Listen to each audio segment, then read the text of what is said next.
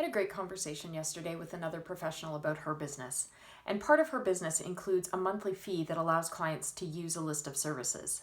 I asked a few questions, and she had really good explanations and relevant stories about how it worked for clients. It's not an unfamiliar model. It's used for life insurance, car and home insurance. I have all of those products myself, and I like the benefits of pooling cash for payouts when they're needed. Then we moved to talking about my business and how I get paid. I don't use a subscription or monthly fee model, and I've had conversations with other advisors about why I don't, and those conversations have gone one of two ways. Some newer advisors are genuinely interested in why I don't use them or what my thoughts are on them and why I've made the choices that I have. Some advisors have told me that I can't be successful if I don't have some sort of trailer or subscription or monthly income model. So that's the second way that conversation goes. But the conversation with this professional yesterday really made me think about why I don't use that model and whether I should consider it. I don't want to. I don't like the idea, which isn't always a great reason to not do something. I worked with trailers from investments. I worked under that model for the first 16 years of my career when I was managing money for clients. And maybe I just wanted to get as far away from that as possible now that I'm on my own. But here's where I landed yesterday. I still don't like the monthly fee model for clients. That model works because some clients don't use the service.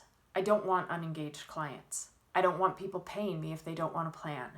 I want clients who want answers to their questions and who want to meet their goals and want to make changes. I also don't want to be a complacent advisor. Often part of this fee conversation revolves around a predictable income stream for the advisor. But is that really great for the client? Or is there a risk that I just become complacent? And I get the flip side of this conversation. If I'm always panicked about my own income, I'm also not a great advisor. And that's very true. As hard as it is some days to have an unpredictable income, and it is one of the parts of working on my own that I like the least, and I knew before I did this that would be the part I like the least, it's manageable. I have a system for when I panic about this unpredictability. I'm a planner. I keep the unpredictability in households that I'm working with because I value the push to provide advice that helps clients to stay motivated, to reach for better, more than I value a predictable income stream from the same people. I also don't love the idea of teaching clients that they need me all of the time. In my opinion, if I've done my job well and I've given you a relevant plan, you will often plateau for a number of years because that plan is only going to change if either your goals change or your circumstances change. So there are often times in our lives where those things don't change. They stay stable for a couple of years. So if I've given you a clear plan that answers your questions and meets your needs, you shouldn't need me for a while.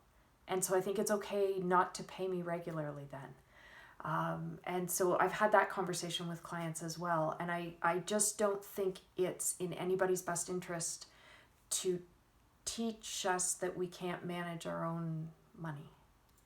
Because I think with, relevant advice and at specific times, there are in between times where we can do this on our own.